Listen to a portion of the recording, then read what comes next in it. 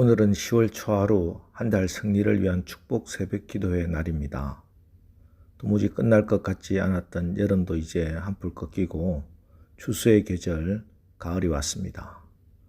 그래서 이번 한 달 승리하라고 주시는 말씀으로 요한복음 15장에 나오는 포도나무 비유 이 말씀을 받도록 하겠습니다.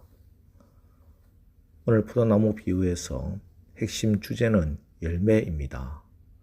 농부가 포도나무를 심을 때 기대하는 것이 바로 열매이기 때문입니다. 모든 과일나무가 열매를 따기 위해 심지만 포도나무는 특히 그렇습니다. 포도나무 자체는 별로 볼품이 없습니다. 포도나무는 나무라고 하지만 실은 포도 넝쿨입니다. 그래서 다른 용도로는 쓸 가치가 별로 없는 나무입니다.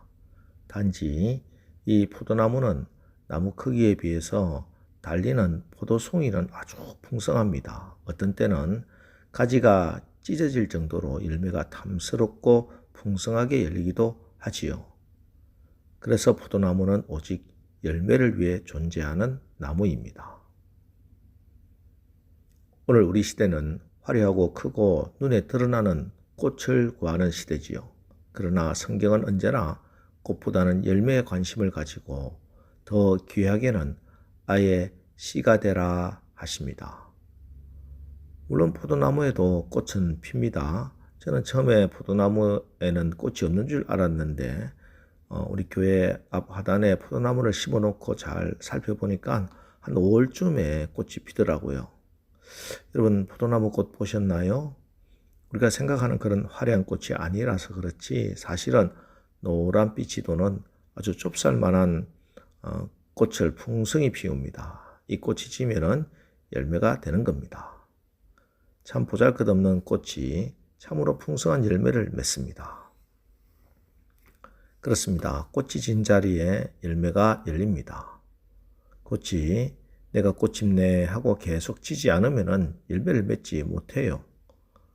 그리고 열매가 땅에 떨어져 죽으면 그것이 씨앗이 되어 100배, 60배, 30배 더 많은 열매를 맺습니다. 죽어도 사는 거지요. 아니 죽어야 더 큰 생명이 살아납니다. 이것이 생명의 역사입니다. 그런데 오늘 본문 2절에 보면은 열매를 맺는 가지도 있고 열매를 맺지 않는 가지도 있습니다. 그리고 5절, 8절에 더 많은 열매를 맺는 가지도 나옵니다. 시편 1편에 보면은 복 있는 사람은 시냇가에 심은 나무가 철을 따라 열매를 맺는 인생이라 하시는데 내 인생의 가을, 추수 때가 되어서 우리의 농부 되시는 하나님 앞에 좋은 열매 많이 내어 넣을 수 있으면 얼마나 행복할까요? 우리의 농부 되신 하나님이 얼마나 흐뭇해할까요? 그러나 그때 내놓을 열매가 없는 가지는 또 얼마나 초라하고 부끄럽고 두렵겠습니까? 여러분 내 인생 마지막 그 시간에 우리가 주님 앞에 섰을 때 부끄러움 없이 풍성한 열매를 내놓을 수 있는 그런 복 있는 자들 다 되시기를 주님의 이름으로 축원합니다. 그럼 어떻게 해야 열매를 풍성하게 맺을 수 있는가? 말씀드렸다시피 오늘 농부 되신 하나님이 가지된 우리를 향한 간절한 소원은 우리가 열매를 맺는 것입니다. 우리를 선택하시고 구원해 주시고 복을 주신 이유는 많은 열매를 보기 위함이었습니다. 그런데 놀라운 사실은 하나님께서 그토록 열매를 기대하시면서도 오늘 말씀에 열매를 맺으라 하고 한 번도 명령하시지 않았다는 겁니다. 오늘 요한복음 15장 전체를 읽어도 열매를 맺으라 하는 명령문이 한 번도 나오지 않습니다. 대신 계속해서 반복되어 주시는 말씀이 있습니다. 4절로 7절 말씀입니다. 내 안에 거하라 나도 너희 안에 거하리라. 가지가 포도나무에 붙어 있지 아니하면 스스로 열매를 맺을 수 없음같이 너희도 내 안에 있지 아니하면 그러하리라. 나는 포도나무여 너희는 가지라. 그가 내 안에 내가 그 안에 거하면 사람이 열매를 많이 맺나니 나를 떠나서는 너희가 아무것도 할 수 없음이라. 사람이 내 안에 거하지 아니하면 가지처럼 밖에 버려져 마르나니 사람들이 그것을 모아다가 불에 던져 사르느니라. 너희가 내 안에 거하고 내 말이 너희 안에 거하면 무엇이든지 원하는 대로 구하라. 그리하면 이루리라. 여기서 계속 반복되어 나오는 말씀이, 계속 명령하고 계시는 말씀이 무엇입니까? 열매를 맺으라는 말씀이 아닙니다. 내 안에 거하라 하는 말씀입니다. 오늘 본문 1절로부터 10절까지만 해도 내 안에 거하라는 말이 무려 11번이나 등장하고 있습니다. 그래서 신앙생활이란 열매를 맺지 못해 늘 가슴을 치는 것이 아니라 예수님과 묶여지고 하나 되기 위해서, 예수 안에 거하기 위해서 애쓰는 싸움입니다. 왜냐하면 우리는 나무가 아니라 가지이기 때문에 그렇습니다. 예수님이 참 포도나무시고 우리는 가지입니다. 이 사실을 분명히 알고 믿고 그렇게 가지 역할을 해야 합니다. 그러면 됩니다.